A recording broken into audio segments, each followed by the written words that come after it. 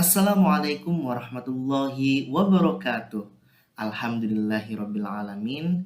Kembali lagi bersama kami dari kelompok 124 pada KKM tematik Untirta 2021. Baik, sebelumnya perkenalkan diri saya. Nama saya Amil Mukron, perwakilan dari kelompok 124. Kali ini dalam video kami yang akan kami publikasikan ke masyarakat mengenai edukasi kesalahan yang harus dihindari dalam penggunaan kotak kontak dan pemasangan pada fitting lampu. Baik, supaya tidak penasaran lagi, langsung saja kita simak. Baik, di sini kesalahan-kesalahan yang harus dihindari pada penggunaan kotak kontak ini sangat bermanfaat sekali bagi Bapak Ibu, khususnya yang berada di masyarakat. Ini sangat berguna bagi ibu-ibu rumah tangga juga ataupun bapak-bapaknya untuk menghindari kesalahan-kesalahan. Karena kalau tidak dihindari, ini akibatnya fatal kalau bermasalahan dengan kelistrikan. Kotak kontak. Jadi kotak kontak ini adalah sebuah kotak ya untuk mendapatkan sumber tegangan listrik. Atau biasa dikenal secara umumnya orang menyebutnya stop kontak. Tetapi dari bahasa secara engineer-nya itu kotak kontak. Nah, apa saja sih yang harus dihindari pada kesalahan-kesalahan penggunaan kotak kontak ini? Yang pertama, jangan pasang kotak kontak yang berjenis kabel ya. Kan kotak kontak itu ada kotak kontak yang di dinding dan juga kotak kontak kabel. Nah, di sini kotak kontak kabel. Jangan pasang kotak kontak kabel ke kontak kabel yang lain. Nah, itu bagaimana sih contohnya? Nah, contohnya seperti ini. Misalkan ingin mengkoneksikan suatu alat elektronik ke kotak kontak, akan tetapi jaraknya jauh, membutuhkan kabel yang lebih panjang lagi, tetapi teman-teman tidak memiliki kotak kontak kabel yang panjang untuk menjangkau untuk mengkoneksikan alat elektronik tersebut. Maka teman-teman kan pastinya tergoda tuh ya untuk menyambungkan kotak kontak kabel yang satu dengan kotak kontak kabel yang lain seperti ini, disambung. Nah, ini tidak boleh ya. Maka dari itu teman-teman harus menyiapkan kotak-kotak kabel yang memang bisa menjangkau sesuai dengan apa yang akan dikoneksikan di alat elektronik tersebut gitu. Kenapa hal ini dilarang? Karena ini akan menimbulkan panas gitu. Nanti akibatnya meleleh seperti itu. Jika kotak-kontak satu disambung lagi dengan kotak-kontak yang lainnya untuk menjangkau jarak yang lebih jauh, itu akan meleleh dan nanti akibatnya panas dan bisa mengakibatkan korsleting listrik juga seperti itu. Lalu jangan pasang kotak kontak di bawah permadani ataupun ruang yang tertutup rapat. Mengapa demikian? Karena kalau kotak kontak kabel ini dipasang di bawah permadani, listrik ini kan bergerak ya. Nanti listrik itu bergerak melalui penghantar ininya kan kabel. Nah, maka elektronnya itu menjadi panas seperti itu. Dari pergerakan listriknya tersebut di penghantar.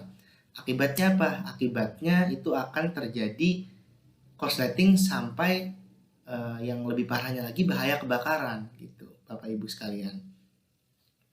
Ini sangat bahaya sekali. Biasanya kan kita selipkan kabelnya di bawah permadani untuk menyediakan kotak-kontak kabel. Nah, itu kalau kita injek kabelnya, terus juga itu kan di ruang tertutup rapat ya di bawah permadani, itu akan timbul bahaya kebakaran dari akibatnya tidak adanya ventilasi udara ya. Jadi panas seperti itu. Nah, ini untuk kotak-kontak kabel ya. Karena kan kalau di bawah permadani pasti terinjak oleh pengguna ya ketika jalan. Lalu selanjutnya yang harus kita hindari pada penggunaan kotak kontak, jangan pasang kotak kontak di tempat yang mudah basah. Nah, ini tentu pasti tahu ya semuanya mengapa tidak boleh dipasang kotak kontak itu di tempat yang mudah basah. Karena yang kita ketahui pastinya listrik ini tidak bisa bercampur dengan air ya. Jika bercampur ya pasti akan timbul korsleting listrik. Akibatnya tadi itu sampai bahaya kebakaran yang lebih fatalnya. Jadi untuk menghindari hal ini, jangan memasang kotak kontak dinding itu jaraknya yang terlalu dekat dengan lantai, yang memang itu berpotensi misalkan ketika banjir, nah itu berpotensi masuknya air ke kotak kontak dinding tersebut, atau bahkan kotak-kontak kabel yang diletakkan di lantai yang basah ya, itu tidak diperbolehkan ya, harus benar-benar di tempat yang kering seperti itu. Dan juga jangan tinggalkan kotak-kotak kabel dekat dengan anak. Nah, ini ketika anak sedang bermain di dekat kotak kontak kabel ya, itu jangan ditinggalkan ya anaknya, karena namanya anak kecil ya, belum mengerti, belum mengetahui tentang kelistrikan. Itu bahayanya ketika si anak itu tangannya menyentuh ke kotak kontak tersebut ya, lubang kotak kontak tersebut bahaya kan, bisa-bisa menelan korban seperti itu ya kan, untuk bahaya kelistrikannya. Nah, ini yang harus dihindari ketika ibu-ibu sedang melakukan kegiatan kan, namanya ibu rumah tangga, atau sedang menyetrika, di samping ada anaknya, pasti kan ada kotak-kontak kabel yang mungkin itu diletakkan di bawah lantai ya, dan itu harus dihindari seperti itu, jangan dekatkan dengan anak seperti itu. Atau kalau ingin lebih safety lagi, ketika ada kotak-kotak kontak dinding yang berdekatan yang itu bisa dijangkau oleh anak, itu menggunakan penutup ya, itu sudah ada di toko-toko terdekat untuk kotak kontak yang khusus ada penutupnya gitu. Nah, di sini kita mengacu pada PUIL. Nah, PUIL ini merupakan persyaratan umum instalasi listrik. Nah, di mana dari hal-hal yang harus dihindari tadi yang sudah saya jelaskan, ini semuanya sudah mengacu atau mengambil dari sumber referensi yang sudah standar, yakni PUIL, persyaratan umum ataupun peraturan umum instalasi listrik. Ini di tahun 2011 peraturan umumnya ini. Nah, di sini merupakan peraturan yang mengatur jarak kotak kontak dengan dinding seperti itu. Nah, kalau kotak kontaknya yang dipasang di belakang benda ataupun terhalang dengan benda, misalkan di belakang TV, ini bukan di samping ya, maksudnya di belakang TV-nya di sini. Di belakang TV ini tuh jaraknya 40 cm diaturnya ya, kalau untuk yang terhalang oleh benda. Kalau misalkan tidak terhalang oleh benda dan memaksakan untuk memasang kotak kontak yang berjarak dengan 40 cm, itu wajib menggunakan penutup. Ini untuk safety buat usernya supaya terhindar dari bahaya kelistrikan. Lalu untuk jarak kotak kontak yang tidak terhalang oleh benda, peraturan yang disarankan atau yang diharuskan itu sejajar dengan tubuh kita ya, dengan leher. Nah, ini peraturannya rata-rata ya user 145 cm seperti itu. Karena ini menyangkut menghindari bahaya dari orang-orang yang awam, khususnya anak-anak kecil yang belum mengetahui bahwa itu ada potensi bahaya listrik seperti itu. Nah, ini mungkin dilihatnya mungkin biasa saja gitu ya, kotak kontak ataupun yang lain sebagainya tentang kelistrikan, tetapi jika memang terjadi, ini berakibatnya fatal, bisa merenggut jiwa kita ya, nyawa maksudnya merenggut nyawa kita itu. Selanjutnya, jangan pasang steker secara bertumpuk dalam satu kotak kontak. Nah, ini kenapa demikian? Karena kalau bertumpuk-tumpuk, akibatnya ini timbulnya panas. Dan lebih fatalnya lagi kebakaran. Jadi jangan pasang steker secara bertumpuk. Nah, seperti ini ya contohnya teman-teman, gambarnya bisa dilihat. Ini jangan pasang steker secara bertumpuk ya. Steker itu kalau bahasa umumnya colokan gitu. Tapi kalau secara engineer-nya steker ini nih ya, steker. Biasa kalau untuk charge HP ataupun yang lainnya ke kontak-kontak, jadi karena misalkan kontak-kontak yang terbatas, jadi dipasangkan kotak steker yang T ataupun yang banyak sumbernya untuk mengkoneksikan alat elektronik yang akan dikoneksikan seperti itu. Jadi jangan lakukan hal ini ya, ini sangat berbahaya. Lalu selanjutnya, di video selanjutnya, pemasangan kabel fasa dan netral pada fitting lampu sesuai standar. Nah, hal ini agar terhindar dari bahaya kelistrikan bagi user. Kenapa saya membagikan mengenai edukasi ini? Karena di lapangan kadang orang mengasingkan hal ini dalam pemasangan kabel fasa dan netral pada fitting lampu, yang akibatnya nanti akan membahayakan user ketika pemasangan lampu ya, ketika mengganti lampu di rumah. Itu sangat bahaya kalau misalkan pemasangan kabel fasa dan netralnya tidak sesuai pada fitting lampu. Nah, ini sangat bahaya nantinya ketika orang yang tidak tahu kelistrikan mengganti lampu tersebut gitu.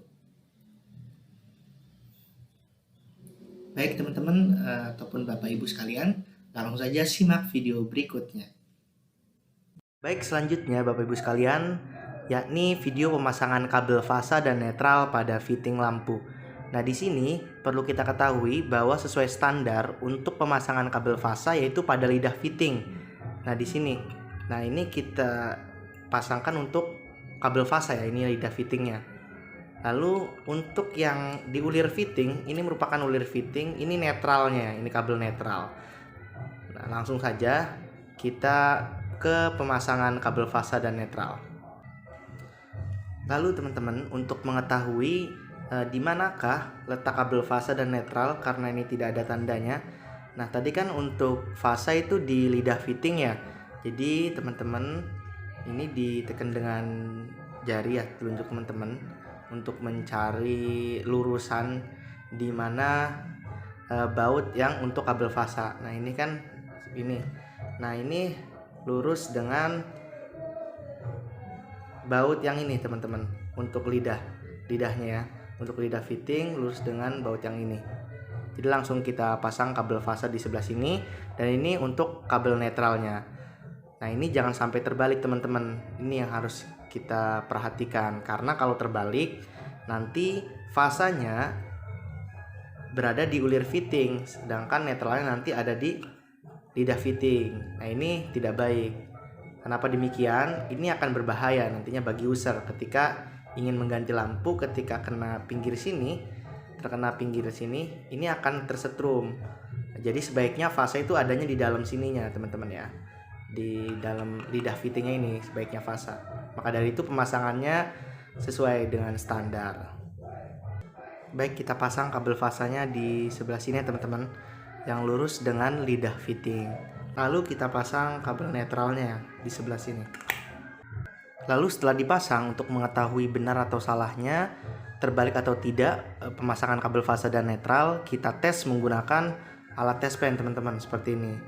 Menggunakan alat tes pen, kita koneksikan dulu ke sumber ya teman-teman, supaya ada arus yang mengalir dan kita bisa ketahui di mana letak fasanya. Kalau yang benar, nanti letak fasanya adanya di tengah sini teman-teman, di lidah fitting sini ya adanya.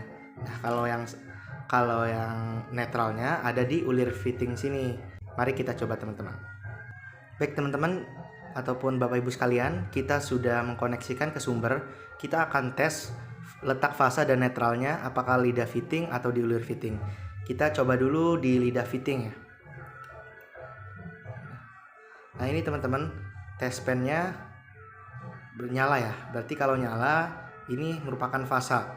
Berarti di lidah fitting ini, di dalam ini fasa. Kita coba di ulir fittingnya. Nah, ini ketika saya coba di ulir fitting di pinggir-pinggir ini tidak nyala ya tes pennya, atau tidak ada fasanya. Yang ada fasanya itu di lidah fitting. Nah, ini berarti sudah benar teman-teman. Ini tidak membahayakan user ataupun ibu-ibu rumah tangga ketika ingin mengganti lampunya ya, yang sudah terputus ataupun masa habis pakainya. Nah, ini pemasangan kabel fasa yang benarnya, yang tidak terbalik. Nah, ini tidak berbahaya. Itulah video tentang kelistrikan dari kami kelompok 124 KKM Tematik Untirta 2021 mengenai kesalahan-kesalahan yang harus dihindari pada penggunaan kotak-kontak dan pemasangan kabel pada fitting lampu. Sekian dan terima kasih, semoga bermanfaat. Wassalamualaikum warahmatullahi wabarakatuh.